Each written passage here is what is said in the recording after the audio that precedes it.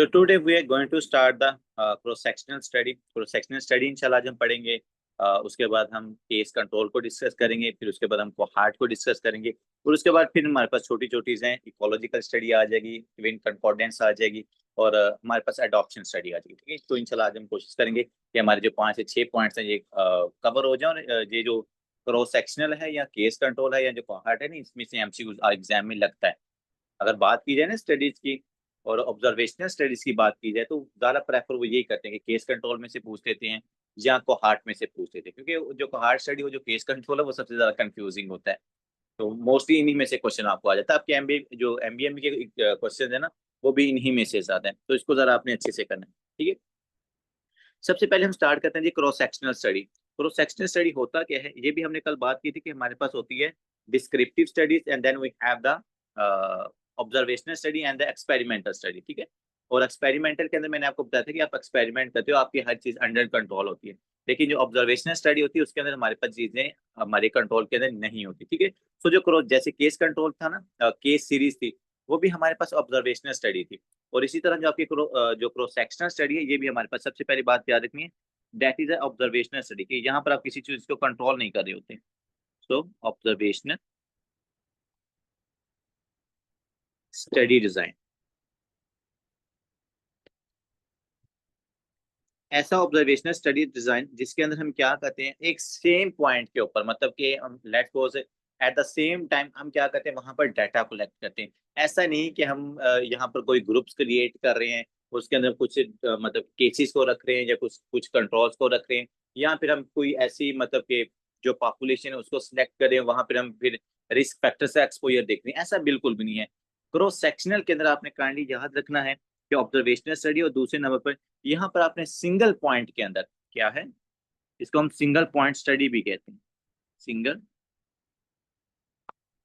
Point in time. मतलब कि एक ही पॉइंट के ऊपर आपने क्या करना होता है, आपने वहां पर डिजीज को और जो उसके अंदर रिस्क फैक्टर्स का एक्सपोजर है ना, आपने इस चीज को देखना है। क्या करना है आपने वहां पर, एक्सपोजर और जो आपकी आउटकम है, आपने सेम टाइम के ऊपर उसको मेजर करना है। ऐसे नहीं है कि पहले मैं आउटकम को देख लेता हूँ और आउटकम को देखने के बाद मैं क्या कर रहा हूँ, बाद में उसके मैं मतलब कि एक्सपोजर को देख रहा हूँ। जैसे हम उसके अंदर केस कंट्रोल के अंदर करते हैं कि पेशेंट में लंग कैंसर हुआ, फिर हम देखते हैं कि भाई इसको लंग कैंसर किस वजह से हुआ। ऐसा नहीं करना। क्रॉस सेक्शनल के अंदर आपने सेम पॉइंट के ऊपर आपने वहां पर आउट एक्सपोजर को भी देखना है और आपने वहां पर आउटकम को भी देखना है। आपको इसकी एक दो एग्जांपल दूंगा, इंशाल्लाह आपको ज्यादा बेहतर समझ आ जाएगा। ठीक है, सो सिंगल पॉइंट स्टडी आपने याद रखनी कि आपने एक ही टाइम के ऊपर चीजों को मेजर करना है, आउटकम को भी और एक्सपोजर को। इसलिए हम इसको क्या कहते हैं, स्नैपशॉट भी कहा जाता है, स्नैप शॉर्ट स्टडी। कि क्या कर रहे हो आप, एक ही टाइम के ऊपर स्नैप ले रहे हो, मतलब वहीं पर आप एक्सपोजर को भी देख रहे हो, आप आउटकम को भी देख रहे हो। चौथे नंबर पर आपने काइंडली याद रखना है कि आपकी जो क्रॉस सेक्शनल स्टडी है ना, इसके अंदर हम फॉलो अप नहीं करते। कभी भी इस स्टडी के अंदर फॉलो अप आपने नहीं करना। यहाँ पर तो चले हम एग्जाम पॉइंट ऑफ व्यू से देख रहे हैं ना, कल को आपने जब मतलब कि रिसर्च करनी है, तो उसके अंदर भी ये सारी चीजें हमें हेल्प आउट करेंगी। तो इस चीज का हमें एक्चुअली में मतलब भी पता होना चाहिए। इंशाल्लाह क्वेश्चन तो हम सॉल्व कर लेंगे, बट पता हो कि भाई ये चीजें हमारे पास इंप्लीमेंट कहाँ पर होती हैं। सो क्रॉस सेक्शनल के अंदर आपने कभी भी ऐसे फॉलो अप के ऊपर पेशेंट को नहीं डालना। जैसे हम को हार्ट के अंदर देखते हैं कि उसका हम एक्सपोजर और फिर साथ साथ ना उसका फॉलो अप करते रहते हैं पेशेंट्स का या अपनी सिलेक्टेड पॉपुलेशन का। यहाँ पर no follow up. Cross sectional के अंदर आपने कोई फॉलो अप नहीं करना, सिर्फ एक ही पॉइंट को आपने एक्सपोजर और आपने आउटकम को देख लेना। ठीक है, नेक्स्ट एक काइंड एक और बात को याद रखिएगा कि सर हमें क्रॉस सेक्शनल स्टडी का मेन फायदा क्या है, हम इस क्रॉस सेक्शनल स्टडी को करते क्या है। Actually we want to know about the prevalence of any disease. कि लेट्स सपोज आप देखना चाहते हो कि लाहौर के अंदर कितने जो लोग हैं, मतलब कि उनके अंदर हाइपरटेंशन है, या कितने लोग हैं जो ओबेस हैं और ओबेसिटी के साथ उनको हाइपरटेंशन है। तो ये आप क्या देख रहे हो, आप किसी भी डिजीज की प्रिविलेंस देख रहे हो, उस डिजीज का आप स्प्रेड देख रहे होते हो। सो इसलिए हम क्रॉस सेक्शनल स्टडी करते हैं। ठीक है जी, तो यहाँ पर हम लिखते हैं क्रॉस सेक्शनल स्टडी का क्या फायदा होता है, कि इसके लिए हम प्रिविलेंस देखते हैं किसी भी डिजीज का, प्रिविलेंस ऑफ डिजीज। ये बड़े इंपॉर्टेंट एमसीक्यूज है, ये स्टेप 2 का एमसीक्यूज है कि क्रॉस सेक्शनल स्टडी का क्या फायदा होता है। तो इसको हम डिजीज की प्रिविलेंस देखने के लिए करते होते हैं। ठीक है जी, आगे आते हैं इसके हम एक दो एग्जांपल्स देखते हैं कि क्रॉस सेक्शनल स्टडी से क्या मुराद है। यहाँ पर काइंडली बात याद रखिएगा कि आपने क्या देखना है, आपका मकसद क्या है, प्रिविलेंस ऑफ डिजीज। कि डिजीज कितनी वहां पर हमारे पास स्प्रेड है, आपको एक स्पेसिफिक एरिया सेलेक्ट कर देते हो। लेट्स सपोज आप कहते हो कि हमारे पास शेखुपुरा के अंदर मैं देखना चाहता हूँ कि वहां पर मतलब कि कितने परसेंट जो फीमेल्स हैं उनके अंदर सर्विकल कार्सिनोमा है। लेट्स सपोज वो पेशेंट ओबेस भी हैं और ओबेसिटी के साथ क्या हो रहा है, उनको सर्विकल कार्सिनोमा हो रहा है। आप ये एक स्पेसिफिक एरिया के अंदर जानना चाह रहे हो, या फिर ये कि आप चाहते हो कि मैं पेशावर के अंदर जाके देखना चाहता हूँ कि कितने लोग जो हैं वो मतलब तंबाकू का इस्तेमाल करते हैं और उनके अंदर क्या हो रहा है, माउथ कैंसर हो रहा है। तो आप क्या करें, आप आपने एक 2000 लेट्स सपोज 1000 या 2000 लोगों के ऊपर आपने स्टडी करनी है। उनके अंदर आपने देखना है कि हाँ भाई इस पेशेंट का मतलब ये तंबाकू इस्तेमाल कर रहा है, क्या इसको साथ माउथ कैंसर है या नहीं है, या ओरल कैंसर इसको हुआ कि नहीं हुआ। तो 200 लोगों के ऊपर, 2000 लोगों के ऊपर आपने स्टडी किए। आप देखो ना सेम टाइम के ऊपर आप देख रहे हो कि इसने आपने क्वेश्चनर बनता है ना हमारे पास पूरा, हम उससे पूछे कि हाँ भाई आप तंबाकू इस्तेमाल करते हो कि नहीं, अगर वो कहते हैं हाँ करते हैं, तो सिर्फ फिर आपने देखना है कि हाँ भाई इसको ओरल कैंसर हुआ या नहीं हुआ। नहीं हुआ, चलो जी नेक्स्ट। फिर अगले के अंदर आपने देखना है कि हाँ भाई तंबाकू इस्तेमाल करते हो कि नहीं करते हो, क्या आपको ओरल कैंसर है या नहीं है। तो आप देख रहे हो कि आप सेम टाइम के ऊपर एक्सपोजर और आउटकम दोनों को देख रहे हो। सो इसकी एग्जांपल काइंडली लिख लीजिएगा कि हम क्या देख रहे हैं। एक तो जो मैंने आपको अभी एग्जांपल दी है कि जो हमारे पास tobacco tobacco can cause the oral cancer, ठीक है। तो आप एक ही टाइम के ऊपर देख रहे हो कि हमारे पास जो एक्सपोजर है उसकी वजह से आउटकम आ रही या नहीं आ रही, मतलब टबाकू की वजह से ओरल कैंसर हो रहा है या नहीं हो रहा है। और दूसरी एग्जांपल इसके आप देख लें कि लेट्स सपोज कि जिन लोगों के अंदर ओबेसिटी है, जो लोग ओबेस हैं, क्या ओबेसिटी की वजह से हाइपरटेंशन हो रही है या नहीं हो रही, ठीक है जी। Obesity can cause obesity can cause the hypertension. तो आप देखो ना सेम टाइम के ऊपर आप देख रहे हो रिस्क फैक्टर को भी और आप आउटकम, आप दोनों को स्टडी कर रहे हो। इसलिए तो हम इसको कहते हैं that is a cross sectional study. At the same time you are studying the exposure and the outcome as well, ठीक है। ये चीज आप यहाँ पर याद रखनी। अब जरा हम इसकी एक एग्जांपल देख लेते हैं आपके यू वर्ल्ड में से। Researchers which of the following, देखो ना लास्ट लाइन को पहले देख लिया करो कि वो आपसे एक्चुअली में पूछना क्या चाह रहे हैं। अगर आप इसकी अभी से हैबिचुअल हो जाओगे ना लास्ट लाइन से, तो आपको काफी ज्यादा ये फायदा हो जाएगा। एटलीस्ट आपकी स्टेप 1 के अंदर ना 20-25 क्वेश्चन है जो लास्ट लाइन से पकड़े जाते हैं। शायद मैंने आपको कल भी बताया था, imaging, histology, drugs, mechanism of action, drug के साइड इफेक्ट्स, वो सारे लास्ट लाइन से पता चल जाते हैं आपको, इवन दो ऊपर जाके पढ़ने की जरूरत भी नहीं पड़ती, ठीक है। So which of the following best describes the study design used by the investigators. तो कह रहे हैं कि इन्वेस्टिगेटर्स ने कौन सा स्टडी डिजाइन इस्तेमाल किया है, वो जरा हमने पता करवाना है, वो हमने आपको बताना है, ठीक है। अब देखिए ना लास्ट लाइन से आपका एक पूरा माइंड सेटअप हो जाता है कि मैंने बताना क्या है, मेरे पास क्वेश्चन में पूछा क्या गया है। फिर हम ना उसके अकॉर्डिंगली अपना ऊपर से डाटा इकट्ठा करते हैं। लेट्स सपोज अगर वो लास्ट पे आपको ये आके लिख देते हैं कि विच of the following is the diagnose, which of the following is the diagnose. तो आप क्या करोगे, आप डायग्नोस के लिए ऊपर क्या देखोगे, आपको पता है भाई मैंने डायग्नोस बताना है और डायग्नोस के लिए मैं सिम्टम्स को देखूंगा। इसी तरह आपके पास अगर कोई मतलब कि वो पैथोफिजियोलॉजी पूछ लेते हैं, तो आपने उसके अकॉर्डिंगली ऊपर जाना कि हाँ भाई मैंने पैथोफिजियोलॉजी बतानी है, तो उसके लिए मैंने डाटा ऊपर से इकट्ठा करना है। कौन सी चीजें मेरे काम की हैं, क्लिनिकल फाइंडिंग्स मेरे काम की हैं, हिस्ट्री मेरे काम की है, वाइटल्स मेरे काम की हैं। तो उनसे फिर आपने डाटा करके लास्ट पे आके आप इजीली क्वेश्चन को सॉल्व आउट कर लेते, ठीक है। So researcher are studying the relationship between the essential hypertension and the common mutation in the structure of a sodium channel protein. So दो चीजें आप देख रहे हैं, एक मैं क्या देख रहा हूँ, देखो एक्सपोजर आपके पास क्या है, सोडियम चैनल प्रोटीन में म्यूटेशन। वो कह रहे हैं कि अगर सोडियम चैनल के अंदर म्यूटेशन हो रही है, तो सोडियम चैनल के अंदर म्यूटेशन होने की वजह से क्या आपको एसेंशियल हाइपरटेंशन हो रही है या नहीं हो रही। तो हमने क्या करना, हमने सेम टाइम के ऊपर एक्सपोजर को भी और आउटकम दोनों को स्टडी करना। सो इसके लिए उन्होंने क्या किया, a study population is randomly selected and the blood samples are obtain for leucocyte genotyping. वही ना, उन्होंने जीन्स की स्टडी करना शुरू कर दी, क्योंकि हमने सोडियम चैनल प्रोटीन्स का स्ट्रक्चर देखना है और साथ देखना है कि जिनके अंदर अगर म्यूटेशन है क्या उनको हाइपरटेंशन हो रही है या नहीं हो रही। द प्रिविलेंस ऑफ हाइपरटेंशन, देखें डॉक्टर साहब यहाँ पे जो चीजें ऊपर आप वर्ड्स देखेंगे ना हमारी एक्सप्लेनेशन के अंदर, वो आपके क्वेश्चंस के अंदर वो आपको जरूर मिलेंगे। तो उन्होंने क्या लिखा है, the prevalence of hypertension is determined based on the on mean blood pressure measurements obtained using the standard ambulatory blood pressure monitoring conducted over 1 week. So 1 week के लिए उन्होंने क्या किया, जैसे आपने देखा ना कि अक्सर हम कैंप लगा लेते हैं, मेडिकल कैंप, जैसे आजकल इस्लाम के अंदर मेडिकल कैंप्स लग रहे हैं। लेकिन ये तो मेडिकल मतलब कि असिस्टेंट प्रोवाइड करे ना, लेकिन इसी तरह के कैंप स्टडी के लिए भी लगाए जाते हैं।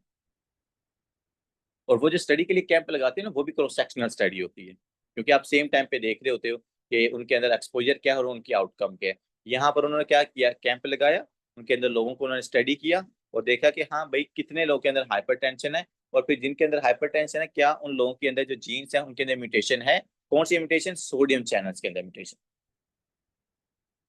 Based on the analysis results, the researcher conclude that the study channel structure mutation is associated with the hypertension। तो उन्होंने कहा कि जो हमने स्टडी की उससे हमने यही कंक्लूजन निकाला है कि अगर सोडियम चैनल्स के अंदर म्यूटेशन होती है तो उससे आपको हाइपरटेंशन हो सकती है। ठीक है जी।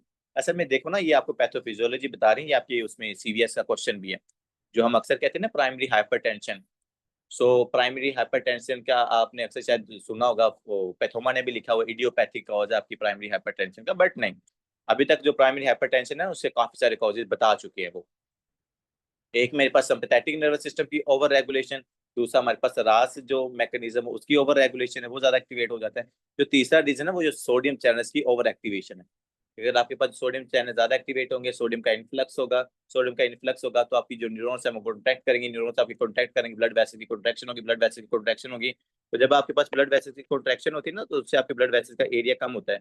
जब एरिया कम होता है तो प्रेशर इंक्रीज हो जाता है। So that can lead to the primary hypertension है इसका। ठीक है। तो ये तो चलो एक सीरियस का कॉन्सेप्ट है जो हम उन्होंने हमसे पूछा है कि स्टडी उन्होंने की है, एक पॉपुलेशन सेलेक्ट की है, वहां पर वो प्रेवलेंस ऑफ हाइपरटेंशन देख रही है, एक्सपोजर क्या था हमारे पास, सोडियम चैनल, आउटकम क्या थी, हाइपरटेंशन थी। तो हमने स्टडी डिजाइन बताना है। सबसे पहले, क्या इस पेशेंट के अंदर केस कंट्रोल स्टडी हो सकती है? नहीं सर, केस कंट्रोल स्टडी इस पेशेंट में नहीं हो सकती, क्योंकि यहाँ पर हमने ग्रुप्स नहीं बनाए। केस कंट्रोल के अंदर तो हम क्या करते हैं, एक साइड पे हम केसेस को देखते हैं, दूसरी तरफ हम क्या करते हैं, अपने कंट्रोल्स को देखते हैं। कुछ लोगों के अंदर डिजीजेज होती हैं, कुछ लोगों के अंदर वो डिजीज नहीं होती। बट ऐसा नहीं है, ऐसे यहाँ पर हमने एक क्या किया, जनरल पॉपुलेशन सेलेक्ट की थी, यहाँ पर हमने ग्रुपिंग नहीं किया। So there is no case control study. आगे आते हैं जी prospective cohort study. Prospective cohort study के अंदर ये होता है कि एक मेरे पास रिट्रोस्पेक्टिव होता है, एक आपके पास होता है प्रोस्पेक्टिव। प्रोस्पेक्टिव होता है कि हम जो आगे मतलब उस पेशेंट के अंदर हम रिस्क फैक्टर्स का एक्सपोजर देखते हैं और इन फ्यूचर हम देखते हैं क्या उसके अंदर डिजीज डेवलप होती है या नहीं होती। लेट्स सपोज हम किसी पेशेंट का स्मोकिंग के साथ एक्सपोजर करवाते हैं और हम 10 साल बाद देख रहे हैं या 5 साल बाद देख रहे हैं कि उसमें लंग कैंसर हुआ है या नहीं हुआ, या उसमें टेस्टिकुलर कार्सिनोमा हुआ है या नहीं हुआ, या उसमें रीनल सेल कार्सिनोमा हुआ है या नहीं हुआ, या उस पेशेंट में एब्डोमिनल आयोटिक एनोरिज्म हुई है या नहीं हुई। तो क्योंकि आपके ये स्मोकिंग की वजह से सारी पॉसिबिलिटीज होती हैं, तो इन सब के ऊपर हम स्टडी कर सकते हैं। तो इन फ्यूचर जो आपने चीज करनी होती है वो रिट्रोस्पेक्टिव को हार्ट स्टडी होती है। लेकिन यहाँ पर तो इन फ्यूचर की बात ही नहीं हो रही। उसने क्या भाई, हमने एक कैंप लगाया, वहां पर हमने लोगों को स्टडी किया। So there is no prospective cohort study. और दूसरे नंबर प्रोस्पेक्टिव कोहॉर्ट स्टडी के अंदर भी ना ग्रुपिंग होती है हमारे पास, वो मैं अभी नीचे जाके इंशाल्लाह स्टडी करते हैं। Randomise control, randomise clinical trial, ये हमें पता है कि ये एक्सपेरिमेंटल स्टडी है। तो एक्सपेरिमेंटल स्टडी के अंदर तो सारी चीजें हम अंडर कंट्रोल रखते हैं, हम रिस्क फैक्टर्स को भी, वेरिएबल्स को भी अंडर कंट्रोल रखते हैं, लेकिन यहाँ पर अंडर कंट्रोल हमारे नहीं है, वो हमने एक जनरल स्टडी की है। इसके बाद जी रिट्रोस्पेक्टिव को हार्ट स्टडी। रिट्रोस्पेक्टिव को हार्ट स्टडी के अंदर भी आप क्या करते हो, रिस्क फैक्टर्स और आउटकम को देखते हो। और ये आप देखते हैं कि जो ऑलरेडी चीजें हो चुकी हैं, मतलब आप एक डाटा लेते हो और उस डाटा के अंदर आप आउटकम, सॉरी पहले आप एक्सपोजर और फिर एक्सपोजर के बाद क्या आउटकम हुई उसको आप स्टडी कर रहे होते हैं। लेकिन यहाँ पर ऐसा नहीं है, मैं यहाँ पर सिंपल डिजीज की प्रिवेलेंस देख रहा हूँ। So the exact answer is the cross sectional study. कि हमने इस पेशेंट के अंदर कौन सी स्टडी की है, क्रॉस सेक्शनल स्टडी हमने की है, जहां पर आपने लोगों की प्रिविलेंस ऑफ हाइपरटेंशन को देखा है कि जो प्रिविलेंस हाइपरटेंशन है, is it related with the mutation in the sodium channels और नॉट। ठीक है जी, तो वो रिलेटेड होती है। चलें जी, क्रॉस सेक्शनल का भी हमारे पास यहाँ पर मसला हल हो गया। आगे आते हैं जी केस कंट्रोल स्टडीज। अब ये केस कंट्रोल स्टडी में से ना एमबीएमई के अंदर भी क्वेश्चंस हैं और आपके एग्जाम के अंदर भी इसी में से पूछ लेते हैं, क्योंकि वो दो ग्रुप्स बनाते हैं ना यहाँ पर।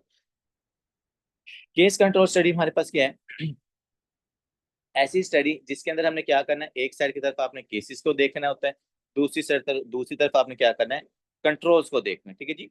सो ये भी हमारे पास ऑब्जर्वेशनल स्टडी है, and observational study, observational study into which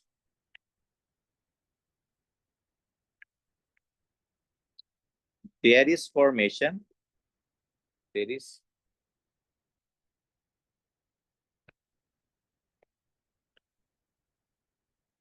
of two groups. क्या करने आप यहाँ पर टू ग्रुप्स लेने, वो टू ग्रुप्स कौन कौन से होंगे? एक साइड की तरफ हमने लेने अपने केसेस को, वन साइड हम यहाँ पर केसेस को लेंगे, और दूसरी तरफ आपने क्या लेने, अपने कंट्रोल्स लेने। अब जब आप यहाँ पर ग्रुपिंग कर दोगे ना, और उसके बाद वो ग्रुप की फॉर्म के अंदर आप उसको स्टडी करोगे, तो फिर वो हमारे पास आती है केस कंट्रोल स्टडी। इसके लिए ना आपने सिर्फ एक वर्ड को याद रखना है कि आपने आउटकम के बाद एक्सपोजर को देखना है। काइंडली सिर्फ एक टर्म है जो आपको पूरा केस कंट्रोल स्टडी को संभालेगी। वो क्या है जी? कि इसके अंदर पहले आउटकम है और आउटकम के बाद आपने एक्सपोजर की तरफ जाना है। मैं आप लिख भी देता हूँ यहाँ पर। सो पहले हमारे पास आउटकम होगी। आउटकम का मतलब क्या होता है? डिजीज डेवलप हो चुकी है। आउटकम लीड्स टू एक्सपोजर, मतलब कि एक पेशेंट को कपूसी सारकोमा हुआ है, अब ये तो उसकी आउटकम है। अब मैं कपूसी सारकोमा वाले पेशेंट में देखूंगा कि क्या उस पेशेंट का एक्सपोजर एचआईवी के साथ हुआ है या नहीं हुआ है। बात आप समझ रहे? सो आउटकम के बाद आपने क्या करना है? एक्सपोजर को देखना है। एक्सपोजर के बाद अगर हम आउटकम को देखते हैं तो वो हमारे पास दूसरी स्टडी होती है, कोहार्ट स्टडी। ठीक है, अब इसके अंदर आपने क्या करना है? एक तरफ आपने केसेस लेने। केसेस कौन से होते हैं भाई? पेशेंट्स डायग्नोस, वो जो भी आपने डिजीज स्टडी करनी है ना। तो यहाँ पर हम लंग कैंसर चूंकि बड़ा कॉमन होता है तो उसी को हम यहाँ पर स्टडी करेंगे। तो एक तरफ आपने लेना पेशेंट्स जो हमारे पास आएंगे इसके अंदर, केसेस के अंदर patient diagnose with lung cancer, with lung cancer. तो इसके अंदर तो आपने जितने भी लोग लेने ना, लेट सपोज मैं 25 लोग ले रहा हूँ, और इन 25 के अंदर क्या हो रहा है? They are positive with lung cancer. ठीक है, और दूसरी तरफ हमने लेना है कंट्रोल्स। अब कंट्रोल्स के अंदर क्या, उनके अंदर लंग कैंसर नहीं होगा। So patients without lung cancer, patients without lung cancer, without Kaposi sarcoma, without COPD, कुछ भी आप ले सकते हो, लेकिन कंट्रोल्स के अंदर हमारे पास डिजीज का डेवलपमेंट नहीं होनी चाहिए। Patient without lung cancer. ठीक है, अब इसके अंदर भी आप क्या करते हो? आप 25 लोगों के ऊपर स्टडी कर रहे हो। ठीक है जी, 25। अब एक तरफ मेरे पास केसेस आ चुके हैं और दूसरी तरफ मेरे पास क्या आ चुके हैं? कंट्रोल आ चुके हैं। अब आपने देखना क्या है कि भाई जो लोग केसेस हैं जिनके अंदर डिजीज डेवलप हो चुकी है, पहले आपने आउटकम देख लिया ना। अब आउटकम देखने के बाद आपने इसका एक्सपोजर देखना है कि क्या जिन लोगों के अंदर कैंसर डेवलप हुआ है इनका स्मोकिंग के साथ एक्सपोजर था या नहीं। सो डिजीज आउटकम डेवलप होने के बाद क्या करे हो आप? एक्सपोजर को अगर स्टडी कर रहे हो तो वो मेरे पास क्या आता है? That is a case control study. तो यहाँ पर हम स्मोकिंग देखेंगे, हाँ भाई लंग कैंसर डेवलप हुआ है, उसके बाद क्या ये लोग पहले स्मोकिंग करते रहे? तो अगर आप लंग कैंसर के पेशेंट को देखोगे तो उसमें से 20 या जो इवन जो 25 के 25 है उनका मतलब जो एसोसिएशन है वो स्मोकिंग के साथ निकलेगी। इसी तरह जो कंट्रोल्स हैं, कंट्रोल्स के अंदर भी आप क्या देखोगे कि हाँ भाई क्या इन लोगों ने पहले स्मोकिंग की थी या नहीं की थी। तो इधर आएगा कि भाई नहीं, नो स्मोकिंग, इन्होंने स्मोकिंग नहीं की थी, इस वजह से इनके अंदर जो डिजीज है वो डेवलप नहीं हुई। सो हमने कंक्लूजन क्या निकाला? कंक्लूजन हमारा ये हुआ कि जिन लोगों के अंदर स्मोकिंग का एक्सपोजर था उनमें लंग कैंसर डेवलप हुआ है। जिनके अंदर लंग मतलब कि स्मोकिंग का एक्सपोजर नहीं था उन लोगों के अंदर लंग कैंसर डेवलप नहीं हुआ। So smoking is associated with the lung cancer. जो इसकी ओड्स हमारे पास रेशियो आ रही है या ओड्स वैल्यू है, वो ओड्स आपको यही रिलेशन बता रही है। जो हम कहते हैं ना कि case control is related with odds ratio. So odds ratio होती है जो एसोसिएशन बताती है कि भाई स्मोकिंग की वजह से लंग कैंसर होता है, स्मोकिंग की वजह से सीओपीडी होता है, एचआईवी की वजह से कपूसी सार्कोमा होता है, रेडॉन की वजह से लंग कैंसर होता है, टोक्सोप्लाज्मा की वजह से लिम्फोमा होता है आपको। तो ये जो एसोसिएशन बताती होती है ना, ये उसकी ओड्स रेशियोज होती हैं। कि जितनी ओड्स रेशियो स्ट्रॉन्ग होगी, इनलार्ज होगी, उतनी ज्यादा स्ट्रॉन्ग एसोसिएशन होगी उनकी।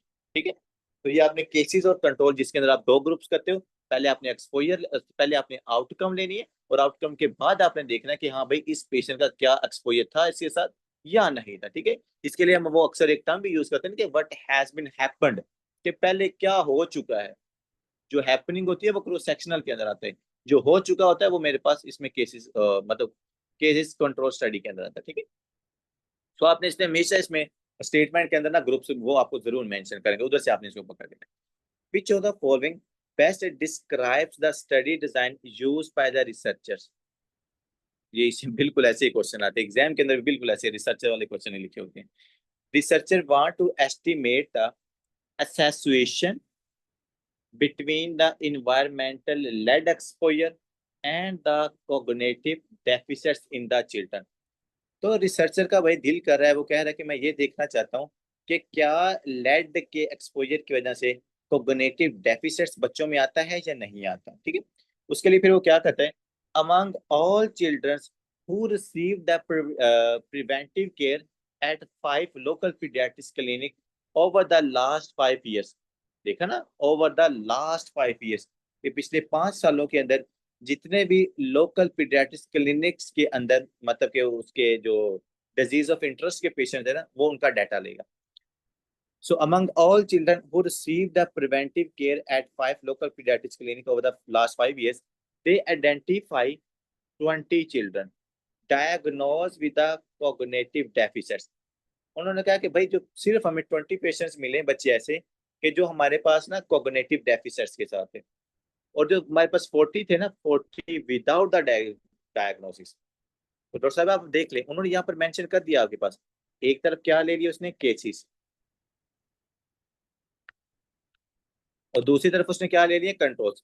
केसेस कौन से हैं जी, 20 बच्चे ऐसे हैं जिनके अंदर क्या हुआ है, कॉग्निटिव डेफिसिट हुआ है, और 40 मेरे पास ऐसे हैं they are without the disease. इन्होंने 60 को स्टडी किया है, 20 के अंदर कॉग्निटिव डेफिसिट नजर आया, 40 के अंदर जो मतलब जो डिजीज थी वो मतलब डायग्नोज नहीं हुई। ठीक है, रिसर्चर देन रिव्यू। अब देखो ना, अब यहाँ पर देखो, आपने इधर क्या देख ली, आउटकम देख ली। अब आउटकम के बाद हमारा नेक्स्ट काम क्या होता है, हमने एक्सपोजर देखना है। अब वो ये एक्सपोजर देखेगा, देखिएगा, the researcher then review the patients medical records and calculate the distance between the patient's residence and the non-lead contaminated geographic areas। तो पहले उसने क्या देखा, आउटकम को देखा कि जो कि न्यूरोलॉजिकल डेफिसिट्स था, और उसके बाद उसने क्या देखा है, एक्सपोजर, कि हाँ भाई कितने लोगों का लेड वाले एरिया के अंदर थे और उनका लेड के साथ एक्सपोजर हुआ है। तो आउटकम के बाद जो आप क्या करें, एक्सपोजर देख रहे हो, तो ये मेरे पास कौन सी स्टडी हुई है, that is your case control study. बहुत से बच्चे यही कोशिश करते हैं कि शायद ना वो हमें पूरे ग्रुप दोनों बता रहे होंगे, जरूरी नहीं वो आपको स्टेटमेंट के अंदर इस तरह के ग्रुप बताएं, लेकिन एक जो चीज, जितने भी आपके केस कंट्रोल के क्वेश्चंस होंगे ना, वो जरूर मेंशन होगी, आपको पहले आउटकम बताई जाएगी, आपको पहले आउटकम बताई जाएगी, उसके बाद वो कहेंगे कि हाँ भाई उनके अंदर वो एक्सपोजर था या नहीं था, वो लेटर ऑन का केस है। और वो दूसरी जो चीज आपने देखने के, कुछ लोगों जिनमें डिजीज होगी, कुछ के अंदर डिजीज नहीं होगी, जहां से भी हमें क्लू मिल जाता है कि ये केस कंट्रोल स्टडी की तरफ जा रहा है। ठीक है जी, तो यहाँ से हम इनको एक्सक्लूड करते हैं दूसरी ऑप्शन। रैंडमाइज कंट्रोल ट्रायल, भाई रैंडम तो नहीं हो रहा, वो एक पॉपुलेशन को जो है ना, वो उस पॉपुलेशन के ऊपर स्टडी कर रहा है, रैंडम के अंदर तो हमारा रिस्क फैक्टर वो सारा हम खुद कंट्रोल करते हैं। प्रोस्पेक्टिव को हार्ड स्टडी, नहीं भाई प्रोस्पेक्टिव कैसे हो सकता है, यहाँ पर लिखा हुआ है 5 year, पिछले 5 सालों का डाटा की वो बात कर रहे हैं, तो प्रोस्पेक्टिव तो इन फ्यूचर होता है, तो ये ऑप्शन भी एक्सक्लूड होगा। क्रॉस सेक्शनल, क्रॉस सेक्शनल के अंदर ग्रुपिंग नहीं होती, सेम टाइम के ऊपर हम स्टडी करते हैं, लेकिन यहाँ पर ग्रुपिंग हुई है, ये भी मेरे पास निकल गया। Case series study, case series के अंदर हम, मैंने आपको पहले नंबर पे ये चीज बताई थी कि हम एक्सपोजर और आउटकम का जिक्र नहीं करेंगे, वो जो होना है वो पहले सब कुछ हो चुका होता है। वो जो दूसरी मैंने आपको चीज बताई थी कि there is a no grouping in the case series, इसके अंदर हम लेते हैं जिनके अंदर आउटकम हो चुकी होती है, जैसे हमने कल कोरोना की बात की थी ना कि 11 पेशेंट है कोरोना के, और उनके अंदर हम देख रहे हैं कि भाई वो जो कोरोना के पेशेंट्स हैं, कितने हमारे पास जो केस हैं वो रिपोर्ट हुए, जितने केस रिपोर्ट हुए, जितने क्लिनिक्स के अंदर आप उनकी केस सीरीज बना लेते हो कि हाँ भाई इतने लोगों में कोरोना हुआ है, और कोरोना के बाद उनमें क्या क्या आउटकम्स आ रही हैं। सो केस सीरीज के अंदर हम ग्रुपिंग करते हैं। सो जहाँ ग्रुपिंग सॉरी नहीं करते, तो ये भी ऑप्शन एक्सक्लूड है। तो जहां पर हम ग्रुप्स बनाते हैं, केसेस और कंट्रोल्स को देखते हैं, आउटकम और एक्सपोजर को देखते हैं, वो मेरे पास है केस कंट्रोल स्टडी। तो दैट इज एग्जैक्ट आंसर। आपके एग्जाम के अंदर ना इनसे भी ज्यादा इजी क्वेश्चन आते हैं। अब हम आते हैं जी कोहार्ट स्टडी की तरफ। ये कोहार्ट स्टडी काफी ज्यादा इंपॉर्टेंट है, इसमें से ये आपको ना कंफ्यूज करता है उसके साथ जाकर ना, केस कंट्रोल के साथ, जो कोहार्ट है ना केस कंट्रोल के साथ, ये आपको मतलब मोस्टली ये कंफ्यूज करता है, इसलिए इसके बारे में 2-3 चीजें इंशाल्लाह आपको बताएंगे, वही चीजें आपने अपने माइंड के अंदर जरूर रखनी है। सबसे पहले तो आपने ये चीज याद रखनी है कि जो हार्ट स्टडी होती है ना, यहाँ पर आउटकम जो होती है ना वो बाद में आती है। क्या करते हैं हमारे पास कोहार्ट के अंदर, काइंडली याद रखिएगा, एक कोहार्ट के अंदर सबसे पहले तो वही है ऑब्जर्वेशनल स्टडी है, अगर आपने लिखना है तो ये भी ऑब्जर्वेशनल है, ऑब्जर्वेशनल स्टडी, ठीक है। ऐसी ऑब्जर्वेशनल स्टडी है कि जहां पर हमने क्या करना है, हमने ग्रुप को यहाँ पर भी मतलब ना कंपेयर करना है। सो यहाँ पर कंपेयर्स द ग्रुप, कौन से ग्रुप को कंपेयर करना है कि जिनका रिस्क फैक्टर के साथ एक्सपोजर हुआ और बाद में उनके अंदर आउटकम डेवलप हुई या नहीं हुई है। ये नहीं, पहले हमने आउटकम को नहीं देखना, पहले हमने कोहार्ट के अंदर हमने एक्सपोजर को देखना है। तो आपने क्या करवाना है, compares a group with a given exposure, compares a compares a group with given exposure, मतलब कि एक मैंने ऐसा ग्रुप लेना है जहां पर मैं क्या कर रहा हूँ, अपने रिस्क फैक्टर्स के साथ उसको एक्सपोज कर रहा हूँ, ठीक है जी। और दूसरे नंबर हमने ऐसा ग्रुप लेना है डेट इज विदाउट एक्सपोजर, ठीक है, ग्रुप विदाउट एक्सपोजर। अब यहाँ पर ना अक्सर स्टूडेंट्स कहते हैं कि सर केस कंट्रोल के अंदर भी तो हम यही चीज करें कि हम वहां पर भी तो ग्रुप बना रहे हैं और कोहार्ट के अंदर भी तो हम ग्रुप बना रहे हैं। मैं यही चीज कहता हूँ कि केस कंट्रोल के अंदर स्टूडेंट्स हमारे पास आउटकम हो चुकी है, वहां पर लंग कैंसर डेवलप हो चुका है। हमने कहा कि 50-25 बंदे हैं जिनमें लंग कैंसर है, 25 हैं जिनके अंदर लंग कैंसर नहीं है। यहाँ पर मैंने आपको ऐसा नहीं कहा कि भाई मेरे पास 20 बंदे हैं जिनके अंदर सीओपीडी है या 20 बंदे जिनके अंदर लंग कैंसर है, नहीं। हमने कहा कि हमने पहले एक्सपोजर को देखना है कि स्मोकिंग पेशेंट कर रहा है कि क्या इन फ्यूचर स्मोकिंग की वजह से उसको लंग कैंसर या सीओपीडी डेवलप होती है या नहीं होती। तो पहले यहाँ पर एक्सपोजर, बाद में हमने क्या करना है, आउटकम को देखते होते हैं, ठीक है जी। इसलिए मैंने लिखा है compares a group with a given exposure और ग्रुप विदाउट एक्सपोजर। हमने यहाँ पर दो ग्रुप इस तरह के आपने क्या करने, सिलेक्ट करने हैं। इसके बाद स्टूडेंट्स को हार्ट स्टडी हमारे पास आती है दो टाइप्स की, क्या होती है, इसको अपने दो टाइप्स के अंदर डिवाइड करना है। चलिए मैं आप लोगों के लिए ये ग्रुप तो पहले बना लूं ताकि आप लोगों का मसला हल हो जाए। तो यहाँ पर हम लिखते हैं एक्सपोजर।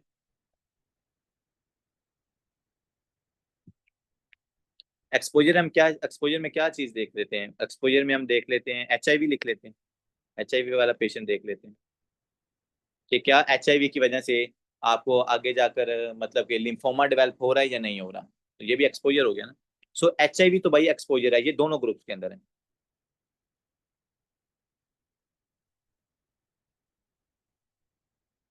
इधर मेरे पास एचआईवी, इधर एक ग्रुप हमने लेना है पॉजिटिव है, और जो दूसरा पेशेंट है वो मेरे पास क्या है, नेगेटिव है। पॉजिटिव का क्या मतलब है कि इस पेशेंट का एचआईवी के साथ एक्सपोजर है, ठीक है जी। तो यहाँ पर हम लिख देते हैं एक्सपोजर इसका पॉजिटिव है, और यहाँ पर ऊपर नेगेटिव है, नो एक्सपोजर।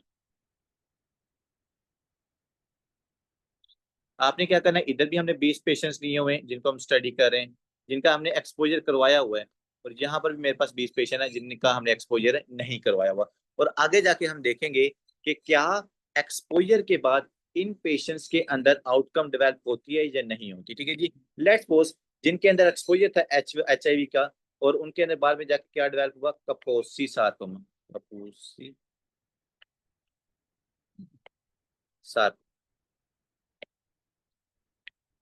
और यहाँ पर हम लिखते हैं कि भाई नो कपोसी सार्कोमा, कपोसी सार्कोमा हमारे पास डेवलप नहीं हुआ। तो इसका क्या मतलब हुआ कि जो हमने पेशेंट को एक्सपोजर करवाया है, एक्सपोजर के बाद क्या हुआ है, उस ग्रुप के अंदर आउटकम डेवलप हुई है, ठीक है जी। तो एक्सपोजर के बाद अगर आउटकम डेवलप हो रही है, that is a cohort study, ये आपने याद रखना है। तो इसको हम ऊपर दोबारा फिर आपको वही एरो बना के लिख लेते हैं, जैसे हमने ऊपर कहा था ना कि आउटकम के बाद हमने एक्सपोजर को देखना है, यहाँ पर आपने देखना है exposure, exposure leads to outcome, कि क्या एचआईवी की वजह से हमारे पास टोकोसी सार्कोमा डेवलप हो रहा है या नहीं हो रहा। अगर डेवलप हो रहा है इसका मतलब there is a strong relative risk, जैसे हम केस कंट्रोल के अंदर देखते हैं, केस कंट्रोल में हम देखते हैं ओड्स रेशियोज, एसोसिएशंस देखते हैं। यहाँ पर हम रिलेटिव रिस्क देखते हैं, ये आगे जाके हमारा टॉपिक भी है। सो काइंडली याद रखिएगा, जो हमारे पास कोहार्ट स्टडी है, इसके अंदर हमने रिलेटिव रिस्क देखना है। रिलेटिव रिस्क क्या है कि जिनका एक्सपोजर है उनके अंदर कितना डेवलप हुआ है कैंसर, और जिनके अंदर एक्सपोजर नहीं है उनके अंदर कितना डेवलप हुआ है। लेट्स सपोज मैं कहता हूँ कि ये 20 में से ना, ये 20 में से मेरे पास जो 10 पेशेंट्स है ना, इनके अंदर डेवलप हुआ है, और उसके बाद यहाँ पर जो 20 है ना, यहाँ पर 20 में से सिर्फ 2 में डेवलप हुआ है।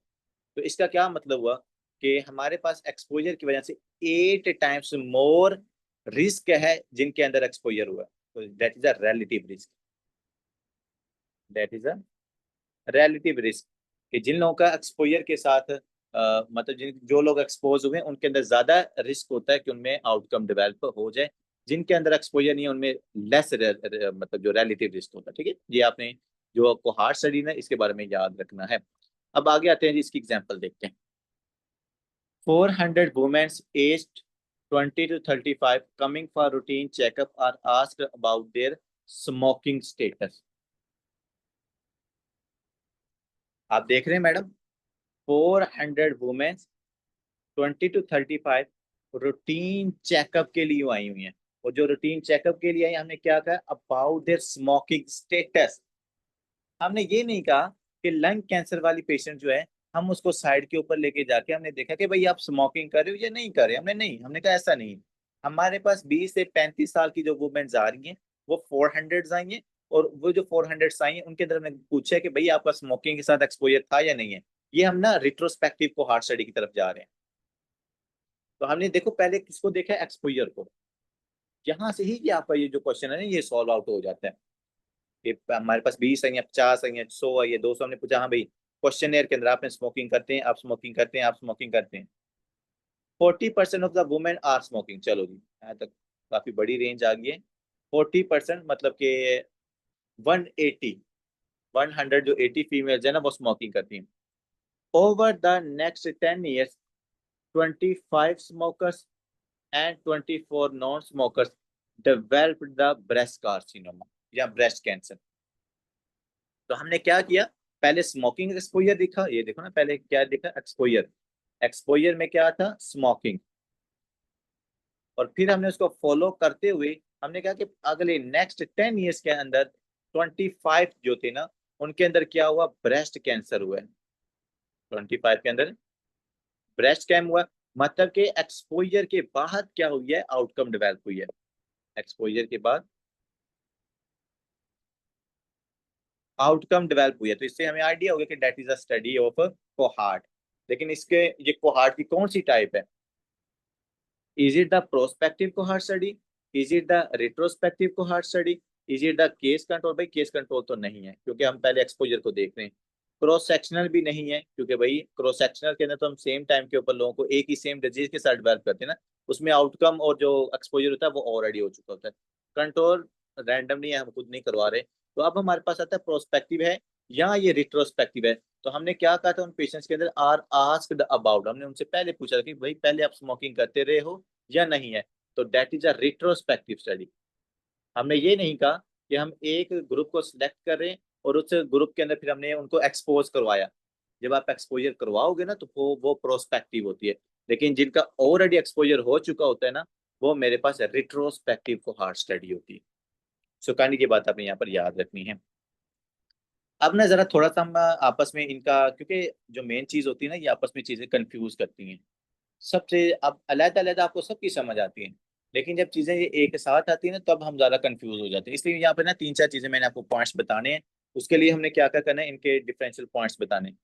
सबसे पहले जी क्रॉस सेक्शनल, फिर कोहार्ट क्योंकि ये तीनों कंफ्यूजिंग है, फिर मेरे पास है केस कंट्रोल। सबसे पहले हमने देखनी है टाइमिंग। तो जो आपके पास क्रॉस सेक्शनल होती है ना, हम क्या करते हैं, मैयर सिमल्टेनियसली, मतलब वहीं पर हम एक्सपोजर को देखते हैं, वहीं पर हम आउटकम को देखते हैं। लेकिन कोहार्ट के अंदर क्या करें, कोहार्ट के अंदर हम पहले start with exposure followed for the outcome, आ गया ना, एक्सपोजर टू द आउटकम। और जो केस कंट्रोल है पहले आपने आउटकम देखनी है और आउटकम के बाद आपने एक्सपोजर देखना है कि लंग कैंसर जिनके अंदर डेवलप हुआ है क्या उन लोगों ने पहले स्मोकिंग किया या नहीं किया। अब इनका हमें फायदा क्या है, मैयर्स आपने क्या करना होता है, सबसे पहले क्रॉस सेक्शनल के अंदर मैंने प्रीविलेंस, डिजीज की प्रीविलेंस देखनी है। जो कोहार्ट है यहाँ पर मैंने रिलेटिव रिस्क देखना है कि स्मोकिंग करने वाले और नॉ ना करने वालों जिन किन लोगों के अंदर कोहार्ट होता है, और सॉरी लंग कैंसर होता है। इसके बाद ये ऑड्स रेशियो की असेसुएशन के लंग कैंसर कितना असेसुएट है लंग स्मोकिंग के साथ। तो ये होती है ऑड्स रेशियो। ये आगे जाके हमारा पूरा टॉपिक भी इंशाल्लाह इसको हम डिस्कस करेंगे। डायरेक्शनैलिटी क्या है जी, इसकी कोई डायरेक्शन नहीं है, लेकिन जो हमारे पास है तो हार्ट है उसकी डायरेक्शन है कि आपने एक्सपोजर से आउटकम की तरफ जाना है, और इसमें आपने आउटकम से एक्सपोजर की तरफ जाना है। ठीक है जी। इसके बाद फिर और क्या इसमें इंपॉर्टेंट चीज है, मतलब कि ये ज्यादा लो एंड फास्ट होती है, ये एक्सपेंसिव है, ये मेरे पास फास्टर होती है। बायस आपके पास कहाँ पर, मतलब कि कहाँ पर आप मिस्टेक कर सकते हो, prevalence, incidence bias and the recall bias, ये सबसे इंपॉर्टेंट है। रिकॉल बायस हमारे पास कौन कौन सी स्टडी में आता है, एक आपके पास जो केस कंट्रोल होती है, और दूसरे नंबर हमारे पास जो क्रॉस सेक्शनल होती है ना, दोनों के अंदर ये रिकॉल बायस आता है। रिकॉल बायस होता है कि जो एक्सपोजर होता है ना, लेट्स सपोज मैं आपको रिकॉल बायस समझाता हूँ कि अगर एक फीमेल है उसमें ना लंग कैंसर डेवलप होगा, अब हम उससे पूछेंगे कि क्या आप स्मोकिंग करते रहो या नहीं करते रहो। अब वो पता क्या कहेगी, अब वो पीछे से ना चीजों को रिलेट करना शुरू कर देगी। हाँ, आज से 10 साल पहले मैं एक पार्टी पे गई थी, वहां पर मैंने स्मोकिंग की थी। आज से 5 साल पहले मैं डिप्रेशन में थी, मैंने वहां पर स्मोकिंग की थी। आज से 2 साल पहले मैं एग्जाम में फेल हुई थी, मैंने तब स्मोकिंग की थी। मतलब आप देखो कि वो जितनी उसने अपनी जिंदगी में स्मोकिंग की थी वो सबको क्या करिए, रिलेट करिए कि मुझे सबकी वजह से क्या हुआ, कैंसर डेवलप हुआ। But that is not the reality. इसलिए तो हम इसको क्या कह रहे हैं कि रिकॉल बायस है। ये जो आज से 50 साल पहले, 20 साल पहले आपने स्मोक एक दफा सिगरेट पी है, वो उसकी वजह से तो आपको लंग कैंसर नहीं ना हुआ। ऑन द अदर हैंड एक मेरे पास पेशेंट है, अब उसमें लंग कैंसर नहीं है, क्या है उसमें लंग कैंसर नहीं है, अगर उसने इन पास के अंदर स्मोकिंग की भी होगी ना, बहुत ज्यादा भी स्मोकिंग की होगी, तो वो कहेगा भाई मैंने स्मोकिंग ही नहीं की, क्योंकि मुझे तो लंग कैंसर ही नहीं हुआ। सो इस तरह की जो असेसुएशन होती है ना, इसको हम रिकॉल बायस कहते हैं। इंशाल्लाह आगे हमारा पूरा टॉपिक इसको जाके स्टडी करेंगे। काइंडली यहाँ पर इसकी एग्जांपल देख लीजिएगा, मैक्सिमम एग्जांपल्स को सॉल्व आउट करने की कोशिश कीजिएगा। जो हमारे पास क्रॉस सेक्शनल है, इसके अंदर है survey of obesity and hypertension, सारा ये एग्जांपल क्वेश्चन एग्जाम के अंदर भी ऐसे ही आते हैं। और जो मेरे पास है कोहार्ट है, follow the smokers versus the non smoker to see how lung cancer develop, देखा ना एक्सपोजर के बाद आउटकम है। Compare the lung cancer patients and the control, ask about the smoking history. हाँ, पहले आपने पूछना है, पहले आउटकम है उसके बाद एक्सपोजर है। आगे आते हैं जी, छोटी छोटी हमारे पास और सब टाइप्स भी हैं, इनको भी हम साथ ही डिस्कस कर लेते हैं। सबसे पहले आती है मेरे पास ट्विन कंकॉर्डेंट स्टडी। इनमें से क्वेश्चन इतना एग्जाम के अंदर नहीं आता, इवन तो आपकी यूवर्ड के अंदर भी ना मेरे ख्याल में ये सिर्फ इकोलॉजी का क्वेश्चन है, ये बाकी दो की शायद क्वेश्चन भी नहीं है, if I am not wrong. सबसे पहले ट्विन कंकॉर्डेंट स्टडी। ट्विन कंकॉर्डेंस की स्टडी का क्या मतलब होता है, आपने ट्विन्स के अंदर स्टडी करनी होती है। ट्विन्स के अंदर मैंने क्या स्टडी करनी होती है कि जो ट्विन्स के अंदर डिजीज डेवलप हो रही है, क्या उसका जेनेटिक रिलेशन है या उसका इन्वायरमेंटल फैक्टर है। कि एक ट्विन्स हमारे पास पैदा हुए हैं, वो हमारे पास आइडेंटिकल है या वो मेरे पास फ्रेटर्नल है। वो उन ट्विन्स के अंदर हम देखना चाहते हैं कि अगर उनमें कोई डिजीज डेवलप हो रही है ना, तो क्या वो डिजीज उनके अंदर इनहेरिटेड है या वो डिजीज जो है वो बाद में एक्वायर्ड हुई है। इसके लिए आप एक पॉपुलेशन लोगे, और पॉपुलेशन के अंदर आपने सारे ट्विन्स लेने, फिर उन ट्विन्स के ऊपर आपने क्या करनी है, स्टडी करनी। ठीक है जी, सिंपल सी बात है। So compares the frequency with which the both monozygotic twins and the dizygotic twins develop the same disease. मतलब कि एक तरफ मेरे पास है मोनोजाइगोटिक है, एक मेरे पास क्या है, डाइजाइगोटिक, मतलब आइडेंटिकल, और जो दूसरे नॉन आइडेंटिकल्स होते हैं उनकी उनके अंदर आपने ना सेम डिजीज देखनी, मतलब उसमें भी सेरिब्रल पाल्सी है, उसमें भी सेरिब्रल पाल्सी है। मोनोजाइगोटिक के अंदर भी सेरिब्रल पाल्सी है, डाइजाइगोटिक के अंदर भी सेरिब्रल पाल्सी है। अब आपने ये देखना है कि भाई ये जो मोनोजाइगोटिक के अंदर सेरिब्रल पाल्सी हुई है या डाइजाइगोटिक के अंदर हुई है, क्या इनकी जेनेटिक एसोसिएशन है या नहीं। क्या जो मोनोजाइगोटिक है इसके जो पेरेंट्स हैं या उनके जो पीछे फैमिलीज हैं उनके अंदर भी सेरिब्रल पाल्सी थी या नहीं थी, कि क्या ये बाद में आके डेवलप हुई है। तो ये जेनेटिक और इन्वायरमेंटल आपने याद रखना है, मोनोजाइगोटिक के अंदर भी डाइजाइगोटिक के अंदर। ठीक है। So measures the heritability and the influence of the environmental factor, वही बात है, इनहेरिटेड कितना है और इन्वायरमेंट का कितना फैक्टर उसके ऊपर है, कि बाद में कोई फैमिली की हिस्ट्री नहीं है लेकिन बाद में आके डेवलप हुई, इसका मतलब ये इन्वायरमेंटल फैक्टर। इसी तरह आती है हमारे पास एडॉप्शन स्टडी, कि इस एडॉप्शन स्टडी के अंदर आपने क्या करना है कि यहाँ पर आपने बायोलॉजिकल पेरेंट्स को लेना है और अडॉप्टिव पेरेंट्स को लेना है, बायोलॉजिकल पेरेंट्स को लेना है और अडॉप्टिव पेरेंट्स को लेना है, और आपने देखना है। और इसमें आपने ना सेम डिजीज वाले पेशेंट्स लेने, लेट्स सपोज मैं कहता हूँ शिजोफ्रीनिया के पेशेंट्स हम ले लेते हैं कि मेरे पास 10 बच्चे हैं, उनके अंदर शिजोफ्रीनिया डेवलप है, और उन 10 बच्चों में से ना 5 मेरे पास क्या है बायोलॉजिकल है और 5 मेरे पास क्या है अडॉप्टिव है। 5 क्या है बायोलॉजिकल पेरेंट्स के बच्चे हैं और 5 मेरे पास क्या है अडॉप्टिव के, तो हैं दोनों के अंदर शिजोफ्रीनिया। अब जो बायोलॉजिकल पेरेंट्स के बच्चे हैं ना, अगर तो उनके पेरेंट्स के अंदर भी शिजोफ्रीनिया हुआ, इसका मतलब ये कि जो बायोलॉजिकल पेरेंट्स हैं वो हमारे पास है इनहेरिटेड फैक्टर है, कि भाई इनके पेरेंट्स के अंदर भी शिजोफ्रीनिया था और इनके अंदर भी क्या है शिजोफ्रीनिया डेवलप हो गया है। इसी तरह दूसरी तरफ आओ, हमारे पास अडॉप्टिव है। अब देखो अडॉप्टिव के अंदर क्या है कि लेट्स सपोज एक मेरे पास अली है, एक मेरे पास क्या है जी सईद, में दो हम बंदे ले दो बच्चे ले लेते हैं। अब जो अली और सईद है इनको किसी ने क्या किया हुआ अडॉप्ट किया हुआ है। अब जो सेकंड इनके पेरेंट्स है ना, जो फर्स्ट पेरेंट्स है उनके अंदर शिजोफ्रीनिया नहीं था, उनके अंदर शिजोफ्रीनिया नहीं था, लेकिन ये जो बच्चे अडॉप्टेड किए हुए ना, इन बच्चों के अंदर शिजोफ्रीनिया डेवलप हो गया है। तो अगर बायोलॉजिकल पेरेंट्स के अंदर शिजोफ्रीनिया नहीं था और बाद में जिन्होंने अडॉप्ट किया है उधर जाके बच्चों में शिजोफ्रीनिया हो गया है, इसका क्या मतलब है कि भाई ये हमारे पास इन्वायरमेंटल फैक्टर है कि जिन्होंने अडॉप्ट किया ना पेरेंट्स ने, वहां पर जाके ये डिजीज डेवलप हुई। मैं आपको शिजोफ्रेनिया की वैसे एग्जांपल दे रहा हूँ, आपको बता रहा हूँ कि अगर इनहेरिटेड फैक्टर नहीं है ना और बाद में डेवलप हुआ है तो वो हमारे पास इन्वायरमेंटल फैक्टर होता है। यही बात आपके बायोलॉजिकल और जो मतलब अडॉप्टिव होते हैं इनके अंदर भी यही चीज देखते हैं। कंपेयर आपने क्या करना, compare the behaviour trans and genetics in the siblings raised by the biological and the adoptive parents, मतलब बायोलॉजिकल ने और अडॉप्टिव पेरेंट्स ने जिन बच्चों को डेवलप किया उनके अंदर आपने स्टडी करनी है कि कौन सी डिजीज बायोलॉजिकल पेरेंट्स के अंदर थी वो बच्चों के अंदर भी थी, वो इनहेरिटेड हुई। जो मतलब कि अडॉप्टिव पेरेंट्स के जो उनके पहले वाले पेरेंट्स थे उनके अंदर नहीं थी, लेकिन जिन्होंने अडॉप्ट किया है ना बच्चे, अब वो बच्चों के अंदर वो डिजीज आ गई। इसका मतलब that is adoptive study, that is environmental factor, पीछे पेरेंट्स के अंदर नहीं थी वो, ठीक है। So measures the heritability and the influence of the environmental factor, तो यहाँ पर भी आपने इन्वायरमेंटल फैक्टर्स को देखना है। सिंपल सी बात है, इसमें कुछ ज्यादा कंफ्यूज होने की बात नहीं। अगर बायोलॉजिकल पेरेंट्स के अंदर डिजीज है और बच्चों में भी डेवलप है, इनहेरिटेड है। बायोलॉजिकल पेरेंट्स के अंदर नहीं थी, जिन्होंने अडॉप्ट किया है वहां पर आके बच्चों में डिजीज डेवलप हुई है, इन्वायरमेंटल फैक्टर है। सिंपल सी बात। आगे आते हैं जी इजी सा, that is the ecological study. Ecological study को आपने याद रखना, study on population, study on populations, different population. अब इकोलॉजी के अंदर आपने क्या करना है, आपने इकोलॉजी को स्टडी करना है, आपने पॉपुलेशन को स्टडी करना है। कैसे पॉपुलेशन को आपने स्टडी करना है, फिर आपने कंपेयर करना है कि लेट्स सपोज हमारे पास लाहौर के अंदर कितने लोगों में लंग कैंसर डेवलप हो रहे हैं, हमारे कराची के अंदर कितने लोगों में लंग कैंसर डेवलप हो रहे हैं, इस्लामाबाद में कितने परसेंट लोगों के अंदर डेवलप हो रहे हैं। तो ये जो मैं डिफरेंट इकोलॉजीज को या डिफरेंट मतलब एरियाज को स्टडी कर रहा हूँ ना, इसको हम कहते हैं that is the ecological study. ये बड़ा इजी होता है, इजीली क्वेश्चन पकड़ा जाता है ये वाला। सो compares the frequency of the disease and the frequency of the related risk factor across the population। अब यहाँ पर आपने कोई स्पेसिफिक ग्रुप नहीं बनाना, आपने पूरी पॉपुलेशन को स्टडी करना है।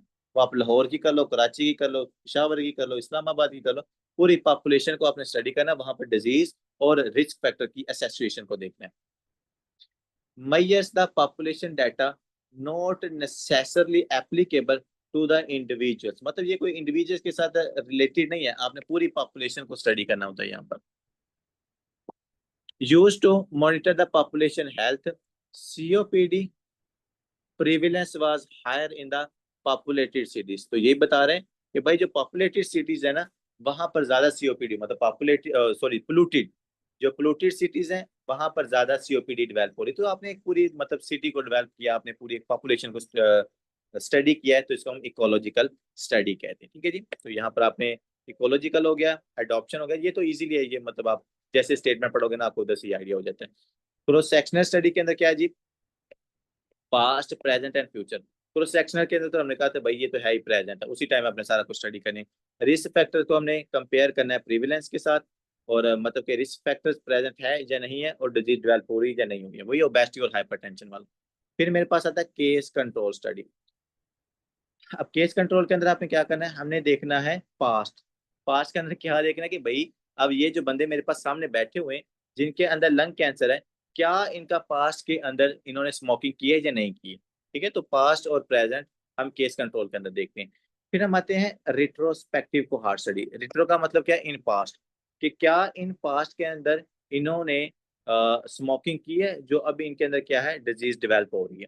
सो एक्सपोजर को हम आउटकम के साथ करें, तो जो रिट्रोस्पेक्टिव है ये मेरे पास पास्ट वाली होती है, जो प्रोस्पेक्टिव होती है शायद इन्होंने मेंशन नहीं की, ये आगे मेंशन है। सो जो प्रोस्पेक्टिव है इसके अंदर हम क्या देख रहे हैं, ये देखो ना लास्ट पे फ्यूचर है। सो रिस्क फैक्टर आपने एक्सपोज करवाने एक पॉपुलेशन में और एक ग्रुप में, और एक ग्रुप में नहीं करवाने। और आगे जाके हमने देखना है कि क्या इन लोगों के अंदर डिजीज डेवलप हो रही है या डिजीज डेवलप नहीं हो रही। ठीक है जी। सो ये हमारे पास ecological study, adoption study, twin concordance study, तीनों का कंपैरिजन। और फिर हमने हमारी कोहार्ट स्टडी होगी है, हमारे पास क्रॉस सेक्शनल स्टडी होगी है, और केस कंट्रोल स्टडी होगी। ठीक है जी। तो यहाँ पर हमारी जो स्टडीज थी और यहाँ पर सारी वाइंड अप हो गई है। कल से इंशाल्लाह हमारा जो 2x2 टेबल वाला मसला है उसको हम हल करेंगे, वो हम स्टडी करेंगे। ठीक है जी। I hope so it make sense. समझ आ गई मैडम आपको?